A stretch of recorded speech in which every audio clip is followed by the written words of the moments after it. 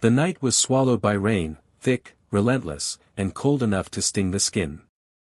The steady drumming on the roof of Daniel Hayes's old pickup truck blended with the low hum of the engine as he drove down the lonely stretch of highway that cut through the outskirts of town. The wipers squeaked across the glass, fighting the downpour, while Daniel leaned forward, squinting into the darkness. He had worked a 14-hour shift at the construction site and every muscle in his body ached, but it wasn't the kind of tired that sleep could fix. It was the kind that lived inside the bones, the kind that came from years of carrying more than any one man should have to bear. All he wanted was to get home, to his daughter, Lily. She was 9 now, bright and full of life, the only reason he woke up every morning. He'd promised her pancakes for breakfast tomorrow, and that promise was what kept him going through the long hours and the biting rain. The old radio sputtered static, then silence. He sighed, glancing at the clock. 11:47 p.m. Home was still 15 minutes away. Then, out of the corner of his eye, he saw movement, a faint shadow illuminated by the flickering glow of a distant streetlight. Daniel slowed, the tires hissing against the wet asphalt, and there she was, a woman standing on the side of the road, drenched to the bone, her arms wrapped tightly around herself as if she were holding her world together by sheer will. Her long hair clung to her face, strands plastered against pale skin, and she wasn't moving. She just stood there, shaking, her head bowed against the storm. Daniel's gut clenched.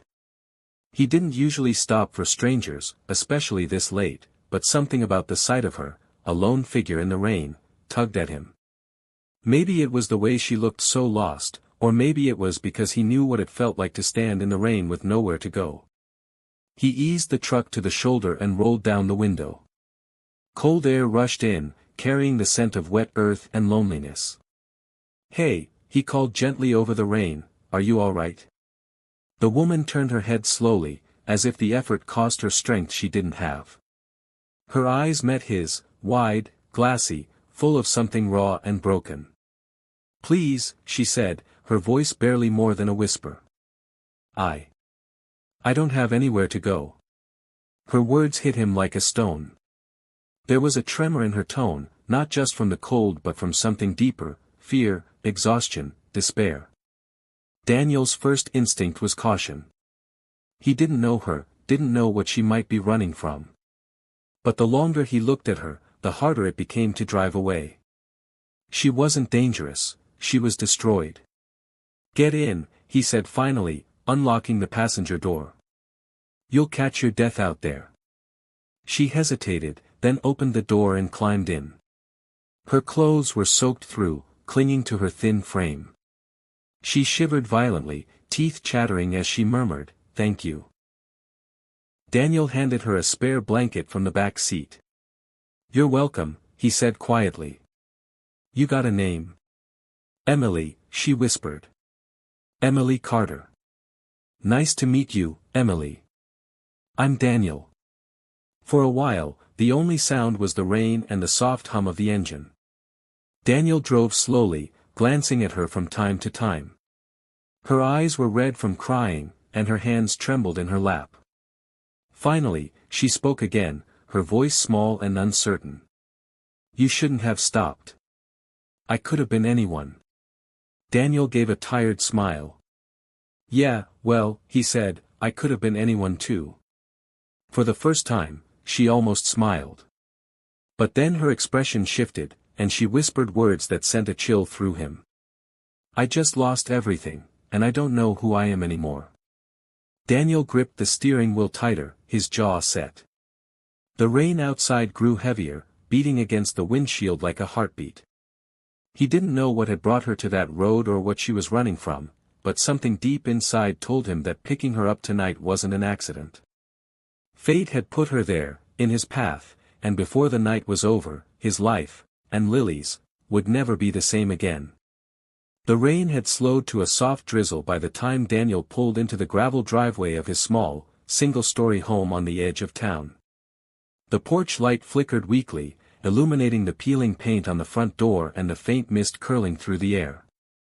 Inside, the house was quiet, peaceful in a way only small homes could be. Daniel cut the engine and turned to Emily, who sat silently beside him, her fingers twisting the damp edge of the blanket he had given her. Her eyes looked distant, unfocused, like she was here but not really here at all.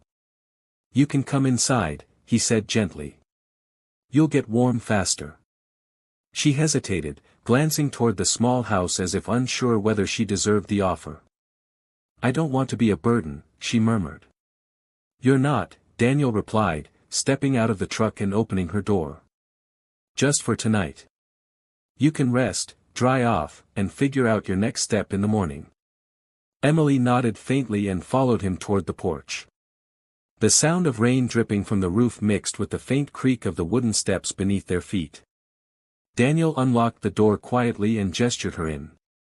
The warmth from inside wrapped around them immediately, faintly scented with cinnamon and laundry detergent.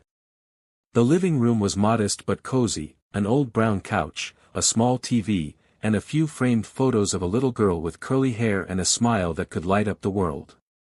Emily's eyes lingered on one of the pictures. "Your daughter?" she asked softly. Daniel smiled, his tired face softening. "Yeah. That's Lily. She's 9. She's asleep now." He nodded toward the hallway. "You'll meet her in the morning." Emily nodded, her gaze lowering. "She's beautiful," she said quietly. Daniel went to the hall closet and pulled out a towel and one of his old flannel shirts. "Here," he said, handing them to her. "You can use the bathroom down the hall to change. I'll get you something hot to eat." Emily took the clothes hesitantly, her eyes filling with gratitude. "Thank you, Daniel. I don't even know what to say." "Don't worry about that," he said with a small smile. "Just warm up." As she disappeared into the bathroom, Daniel busied himself in the kitchen. The hum of the old refrigerator filled the silence as he reheated a pot of leftover chicken soup from earlier that evening. He set out 2 bowls on the table and tried not to think too much about the stranger in his home. Something about her stirred an ache in him, something protective, something he hadn't felt in years. When Emily returned, she looked smaller somehow, wrapped in his oversized flannel shirt, her hair damp but brushed back from her face. She sat at the table quietly, her hands wrapped around the warm bowl of soup.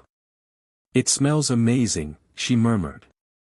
"It's not fancy," Daniel said, sitting across from her, "but it does the job." For a few minutes, they ate in silence. Then Emily's voice broke the quiet, soft but trembling. "I left my husband tonight," she confessed, staring into her bowl. "He wasn't kind." Daniel looked up slowly, his spoon pausing midair. "He didn't ask questions, he didn't need to." The bruised look in her eyes said enough. "You don't have to explain," he said gently. But Emily shook her head. "I tried to make it work. I told myself it was just stress, just bad days. But bad days became bad years, and I forgot who I was." Her fingers tightened around the bowl, and her voice cracked. "When he raised his hand tonight, I finally ran. I didn't even take a bag, I just ran." The clock ticked softly in the background. Daniel set down his spoon, his throat tight. "You did the right thing," he said firmly. "Walking away doesn't make you weak, Emily. It makes you brave." Her eyes filled with tears. "Brave," she whispered, almost disbelieving the word. "No one's ever called me that before." "Well, I just did," Daniel said quietly. "Because you are." For a long moment, they sat in silence, the only sound a gentle patter of rain against the windows. Then Emily gave him a small, shaky smile, the first real one he had seen from her. It wasn't much, but it was something. Later that night, after Daniel had made up the guest room for her and checked on Lily, he stood in the hallway listening to the steady rhythm of 2 different kinds of breathing, his daughter's peaceful sleep and Emily's quiet exhaustion. As he turned off the last light, he couldn't shake the feeling that something had shifted in his home, as though fate itself had walked through his door and taken shelter from the storm. Morning sunlight filtered through the thin curtains, painting the small living room in soft gold. The storm had passed, leaving the air crisp and new, like the world had been washed clean overnight. Daniel stood in the kitchen, pouring coffee into 2 chipped mugs, listening to the sound of quiet laughter coming from the next room. Emily was sitting cross-legged on the floor with Lily, the two of them surrounded by colored pencils and half-finished drawings. The sight made Daniel pause mid-sip. It had been a long time since laughter had filled this house like that, warm, unforced, and alive. Over the next few weeks, Emily slowly became part of their routine.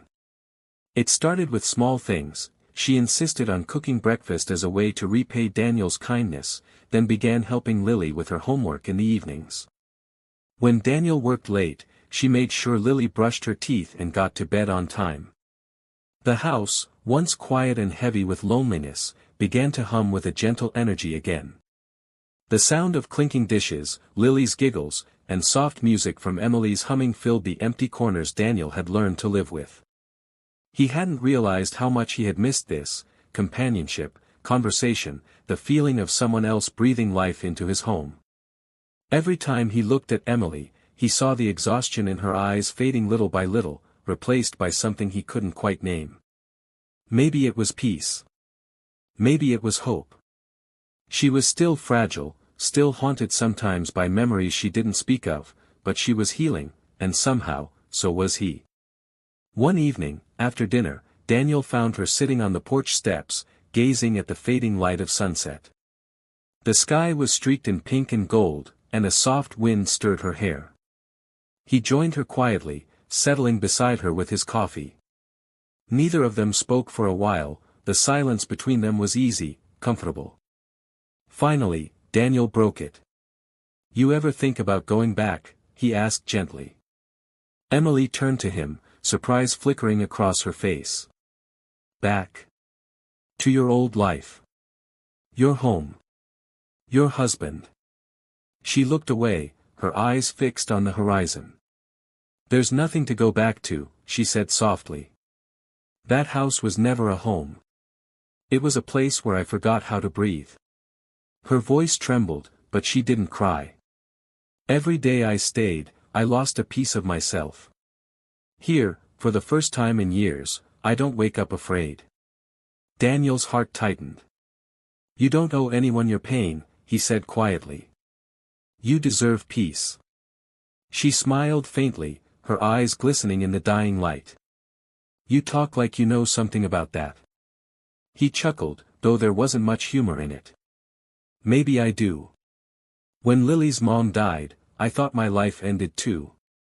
For a long time, I was just surviving. I worked, I took care of her, but I stopped living." He looked down at his hands. "You forget what happiness feels like after a while." Emily turned to him, her voice soft. "And now?" He met her gaze, and something unspoken passed between them, something fragile and new. "Now," he said, "I think I'm starting to remember." She didn't reply, but her hand brushed against his, tentative and warm. For a moment, Daniel forgot about the scars of yesterday. The world was quiet except for the crickets and the gentle breeze. Inside, Lily's laughter echoed faintly through the open window. Emily smiled, her eyes lighting up. "She's incredible, Daniel. You've done such a good job with her." He looked toward the house, pride softening his face. "She's my whole world," he said. "Everything I do, it's for her." Emily nodded. "She's lucky to have you." Daniel glanced back at her. "We're both lucky," he said quietly. "You've brought something back into this house I didn't even realize was missing." Emily blinked, her lips parting slightly. "And what's that?" "Light," he said simply. The sky darkened around them, but the warmth between them only grew. Neither of them dared to name what was forming, but both could feel it, a quiet bond woven through shared pain and newfound hope. For the first time in a long time, Daniel felt the ache in his chest ease. He didn't know where life would take them next, but as he sat there beside Emily, listening to the laughter of his daughter and the soft whisper of the wind, he realized that sometimes, healing didn't come in big moments, it came in small ones. A smile. A touch. A shared silence that made the world feel safe again. And for Daniel, that was enough. For now. 3 months had passed since that stormy night when Daniel first found Emily crying by the roadside. In that time, she had become part of their lives in ways none of them had expected. The once quiet house now echoed with warmth and laughter, Lily's drawings covered the refrigerator, the scent of Emily's cooking filled the air, and Daniel often caught himself smiling for no reason at all. Life had slowly taken on a rhythm again, one that felt whole, even though he hadn't realized how empty it had been before. Still, Daniel tried to stay grounded. He reminded himself that Emily had been through so much, that she needed space and healing, not complications. But deep down, he knew something inside him had changed. He no longer thought of her as just someone he had helped. Somewhere along the way, she had become part of his heart. That Friday evening, Daniel came home early from work. The sky was painted with the colors of twilight, and the faint hum of laughter met him before he even opened the door. When he stepped inside, he froze in the doorway. Emily and Lily were sitting at the kitchen table, their heads bent over a large sheet of paper. The table was scattered with crayons, and Lily's face was glowing with excitement. "Daddy," she exclaimed when she saw him. "Look what we made." She held up a drawing, 3 stick figures holding hands under a bright yellow sun. One had a little pink bow and was labeled "Me." The taller one beside her said, "Daddy," and the third one, drawn with long hair and a soft smile, said, "Emily." Daniel's breath caught. He stared at the picture for a long moment, unable to speak. Lily beamed proudly, unaware of the lump forming in his throat. "It's us," she said happily. "Our family." Emily looked at Daniel nervously, a faint blush coloring her cheeks. Lily insisted, she said softly, her voice uncertain, as if she wasn't sure how he'd react. Daniel crouched down to Lily's level and ruffled her hair gently. "It's beautiful, sweetheart," he said, his voice thick with emotion. Then he looked up at Emily, and their eyes met. There was something unspoken there, something fragile but real. After dinner, once Lily had gone to bed, Daniel found Emily standing by the window, staring out into the quiet night. The moonlight washed over her face, softening her features. He approached her slowly, his heart pounding harder than it had in years. "She really sees you as part of us, you know," he said gently. Emily turned to him, her eyes shimmering. "I shouldn't," she whispered. "You've already done so much for me, Daniel. I came into your life with nothing, broken, lost, and you gave me more than I ever thought I deserved." Daniel shook his head. "You gave us something too, Emily. You gave this house life again. You gave Lily laughter. You gave me," he paused, struggling to find the right words. "A reason to believe things could be good again." Tears welled in her eyes as she took a shaky breath. "When you stopped for me that night, I thought I was at the end," she said. "I had lost everything, my home, my dignity, my hope. I didn't think I'd ever feel safe again. But you," she swallowed hard, her voice breaking. "You showed me kindness when I didn't think I deserved it. You made me remember what it feels like to be seen, to be human." Daniel's throat tightened, emotion burning behind his eyes. "Emily," he began, but she stepped closer, her voice trembling as she whispered, "I thought you saved me that night. But the truth is, Daniel, you and Lily saved me every day after." He didn't hesitate this time. He reached for her hand, and she didn't pull away. For a moment, the world outside fell away. There was only the sound of their breathing, the soft patter of distant rain starting once more, and the quiet thrum of 2 hearts that had found each other in the wreckage of life. Daniel brushed a strand of hair from her face and murmured, "Maybe we both needed saving." Emily smiled through her tears, her fingers tightening around his. "Maybe we did." Outside, the rain began to fall again, not cold or violent, but gentle, cleansing, as if the heavens themselves were washing away the past. And as Daniel pulled her into his arms, holding her close beneath the sound of the soft rain, he realized that some storms don't come to destroy, they come to clear the path for something beautiful. That night, standing together in the quiet glow of their little home, Daniel knew that everything had changed. The woman he had once stopped for in the rain had not just found her way back to herself, she had also led him home.